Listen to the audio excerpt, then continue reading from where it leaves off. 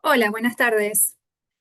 Este es nuestro segundo video de estos diálogos relacionados con la investigación teatral y la migración de Europa hacia las Américas, Sudamérica o Argentina. Hoy puntualmente vamos a hablar de un migrante que trajo una serie de tradiciones, estilos, cuestiones a nuestro territorio y la verdad que también se creolizó o se criolló en nuestro propio territorio. Entonces, esta es la intersección de la que yo les hablaba en el primer encuentro o en el primer episodio de estos videos. Se trata de Pablo Raffetto, Paolo Raffetto, quien nació en Génova, en Italia, en 1842 y falleció en Córdoba, Argentina, en 1913. Pero no sé si me interesa tanto presentar datos o presentar así como aspectos biográficos, el año tal, el año siguiente, sino pensar un poco cuál fue la función de Raffetto y el rol de Raffetto en nuestra historia del teatro argentino. Y para eso voy a estar pensando un poco en cuáles fueron las ideas que me entusiasmaron de la figura de Raffetto y que me hicieron pensar cómo puede intervenir su biografía en la tesis que estoy escribiendo, de la cual algo les comenté la vez pasada. Bueno, Raffetto se forma como un artista circense en Génova, en su ciudad natal. Y allí se dedica fundamentalmente a ejercicios de fuerza, a números que tienen que ver con una especie de lucha al estilo circo romano, ¿verdad? Estamos hablando de Italia, estamos hablando del circo italiano que tiene mucho vínculo con el circo romano en el sentido de que es un espectáculo para la vista y donde había lucha y donde había como entretenimiento, ¿verdad? A través de ese elemento vinculado tal vez con la violencia, que luego dirán se canalizó en el fútbol. Pero bueno, hoy no voy a hablar de fútbol, por más que tenga la camiseta. Voy a hablar de Raffetto. Entonces, en esa experiencia de artista circense, de luchador romano, empieza a combatir o a visitar distintos circos de su ciudad hasta que se entera de la presencia o la llegada de un luchador francés llamado Amateur, quien aparentemente es muy prestigioso en Francia, en Marsella, y él decide combatirlo, también para darse a conocer, ¿verdad? En ese combate, entonces, él hace una apuesta basada en un valor de 40 onzas, el equivalente a 1 kilo de oro, y quien ganara esa lucha finalmente se quedaría con ese dinero. Entonces, se lleva a cabo la lucha, Raffetto vence, se está como disponiendo a obtener su premio, pero le dicen, no, no, el oponente no tocó con su espalda el piso. Entonces Raffetto dice, bueno, vamos de nuevo. Y lo vuelve a vencer. Entonces cuenta la leyenda, que creo que es una leyenda un poco también elaborada por el mismo Raffetto en su biografía, en su narrativa de migrante, cuenta esta leyenda que justamente lo que él hace es volver a combatir con este amateur y volver a vencerlo porque bueno, segundo Francia, y no lo suelta hasta que no le confirman que efectivamente va a ganar las 40 onzas. Entonces, lo sostiene con su espalda contra el piso tan vehementemente que insiste en obtener las 40 onzas porque si no, no lo iba a soltar a este combatiente al cual estaba venciendo. De allí que su apodo luego en la Argentina también sea 40 onzas, ¿no? Pablo Raffetto, 40 onzas. Nacido como Paolo Raffetto. Este también es un dato muy importante para la migración y los estudios vinculados con lo que pasa con la migración en el teatro y en la historia en general, que es que cambian los nombres en el momento en que ingresan a un país, a un territorio, a una frontera, que obviamente exige otras políticas, ¿no? Paolo Raffetto, pero cuando llega a la Argentina pasa a ser Pablo Raffetto, ¿no? La versión como hispana, castellana, argentina de este Paolo. Digo porque es una leyenda por lo que les mencionaba la vez pasada. Tuve la oportunidad de ir a Génova y en los archivos de Génova encontré solamente un acta de nacimiento del propio Raffetto, en una parroquia, en una catedral, no en los archivos municipales y tampoco en el archivo Biblioteca del Attore. En cambio, sí hay muchísimo material en el INET, que es nuestro Instituto Nacional de Estudios del Teatro de Buenos Aires, Argentina. Una institución muy importante para mi investigación también. Luego, en otro capítulo acerca de Antonio Cunil Cabanelas, obviamente se van a dar cuenta por qué es tan importante, desde el aspecto institucional, que tiene que ver con la migración europea en Argentina, pero obviamente también es importante por la serie de recursos que tiene, por los materiales, por los archivos que permite explorar y manuscritos y material vinculado realmente a fuentes primarias. Entonces, allí efectivamente hay muchísimo material sobre Raffetto, bibliografía primaria, secundaria, y fotos del mismo artista circense que una vez llegado a la Argentina alquila un espacio teatral que es el Alcázar. Pero antes de esto, una breve recapitulación cronológica. Se casa con su esposa Luisa Tasso en 1867. Y los dos, como matrimonio, emigran a la Argentina en 1869. Llegan el 19 de diciembre. En el momento en que llegan, se instalan en el Hotel Marítimo, que era un espacio destinado justamente a las migraciones, aunque no era todavía el Hotel de Inmigrantes. Esto lo voy a aclarar porque este Hotel de Inmigrantes se funda luego cuando se trata de contener desde el aspecto de la política nacional la inmigración en masa que estaba llegando desde Europa a la Argentina, ¿verdad? No es el Hotel de Inmigrantes, es el Hotel Marítimo. Raffetto tenía sus recursos y tenía además un contacto muy importante en la Argentina, que era Cayetano Pezzi, que en realidad la versión española o hispana o castellana o argentina es Cayetano, pero nuevamente su nombre original es Gaetano Pezzi, otro italiano que ya se encontraba en Argentina y que formaba parte de los participantes, de los gestores del primer Teatro Colón, ¿sí?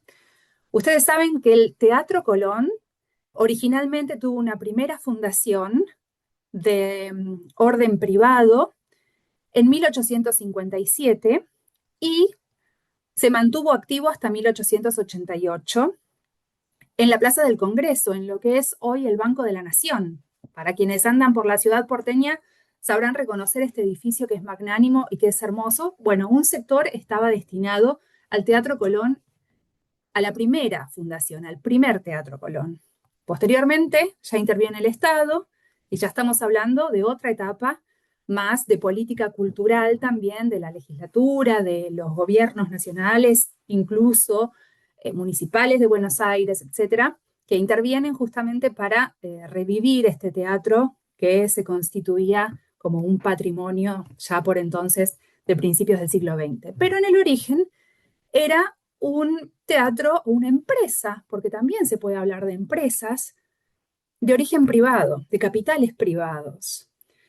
Se puede hablar de empresas, digo, porque muchas veces en el ámbito también de lo que es el sistema de la industria cultural teatral, quienes llevan adelante proyectos teatrales como la gestión de un teatro justamente, son denominados empresarios o impresarios. El propio Raffetto se va a convertir luego en un empresario.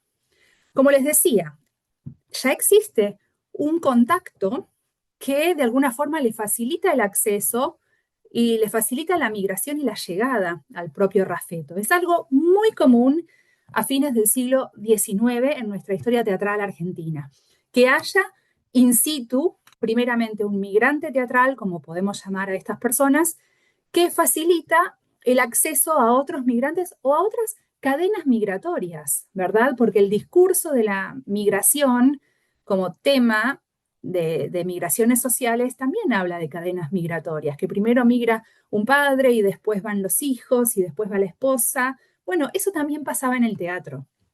Por eso es tan interesante pensar esta lógica de los migrantes y las migrantes teatrales y las cadenas migratorias teatrales y cómo se va construyendo una industria global del teatro, de la ópera, del circo. Bueno, en nuestro caso puntual, en la perspectiva transatlántica con el sur, como les decía la vez pasada. Entonces Raffetto llega a Buenos Aires, alquila el Alcázar, se presenta con sus números de lucha romana, del número del cañón, que era como sostener un cañón enorme por detrás de la cabeza y entre los hombros y así como hacer un espectáculo de fuerza, típico de un circo donde se justamente despliegan todas las destrezas físicas de los artistas y los performers y las performers. Bueno, pero Raffetto no se rinde con su actuación en primera persona, sino también quiere gestionar, quiere ponerse en el rol de, bueno, vamos a hacer de esto realmente un trabajo y vamos a esforzarnos para que sea nuestra fuente de ingreso. Tanto él como su familia, que para entonces, a partir de 1870, comienza a tener sus hijos, forman parte de su circo, y un circo con una estructura muy familiar, como pasa en muchos circos del mundo, ¿verdad? Que son empresas familiares, hasta hoy en día lo son así en muchos casos, no siempre, por supuesto. Entonces su esposa, Luisa, era quien se encargaba de la boletería y él era como el director, manager, empresario, gestor. Digo empresario porque es una palabra que a veces la digo en inglés, a veces la digo en italiano. Bueno, la podría decir en español constantemente, empresario. Pero bueno, les expliqué este rol de este término en el contexto del mercado global del circo y del teatro en general. Bien, alquila el Alcázar, empieza a fundar sus propios teatros en Buenos Aires Centro, donde también invita a artistas a participar de espacios para las funciones. En determinado momento viaja a Río de Janeiro, viaja a Montevideo, es decir, empieza a armar él mismo, junto con otras actividades, por supuesto, lo que sería un circuito rioplatense del teatro, ¿verdad? Bueno, dijimos Río de Janeiro, pero es como el mapa de América del Sur y luego ya se concentra en esta línea como de Buenos Aires-Montevideo. El Río de la Plata, el teatro rioplatense va a venir un poco de la mano de Raffetto y de la mano de aquellas personas también a quienes Raffetto contrata, como ya les conté en el episodio pasado. En determinado momento escucha acerca de unos hermanos que se estaban haciendo muy populares porque hacían números circenses también, quienes ya vivían en Uruguay, porque recuerden que los hermanos Podestá eran una familia de hermanos que residían justamente en Uruguay porque durante el periodo de Rosas, los padres de los artistas Podestá, que no eran artistas, sino que eran comerciantes, eran considerados gringos. Y al ser gringos para el gobierno rosista, estos representaban una amenaza y debieron exiliarse. Como muchos exiliados del periodo de la dictadura rosista, fueron a Uruguay, fueron a Montevideo. Allí entonces también circulaban compañías europeas que hacían tours por Montevideo, tours de circo, tours de teatro, y los hermanos Podestá fueron testigos de estos espectáculos como espectadores justamente. Entonces aprendieron un poco a hacer sus artes, sus piruetas, sus destrezas del lado de la observación y de la expectación, para luego cobrar un protagonismo escénico. Raffetto escucha acerca de estos hermanos que estaban haciéndose populares también en Buenos Aires, en el Jardín Florida. Entonces dice, no, los tengo que ir a conocer. Y los va a conocer y en Canelones los invita en un contrato, o sea, a través de un contrato de algo legal, durante 6 meses, a hacer funciones en Buenos Aires. Bueno, de esa manera empiezan a ir y venir los hermanos Podestá y Raffetto también entre Montevideo y Uruguay. Como ya les conté, los hermanos Podestá tienen un momento en el que están en 1884 en uno de los teatros de Raffetto, y allí también está Frank Brown, que será otro de los migrantes de quien voy a hablar en el próximo episodio. Pero bueno, Raffetto, ¿qué más hizo? Porque esto no fue todo. Raffetto se hizo muy popular por fundar teatros. Por fundar teatros, como les decía, en Buenos Aires, en la zona de San Telmo, también en Rosario, en Tucumán. Y bueno, la muerte sí lo encontró en Córdoba en 1913. Hay un episodio también interesante que tiene que ver con un tour, una gira que hace Raffetto a la ciudad de Azul. Y en la ciudad de Azul, justamente sucede que es hasta donde llega el tren en la ferrovía, digamos, en la etapa del ferrocarril de 1880. Y es un territorio de frontera.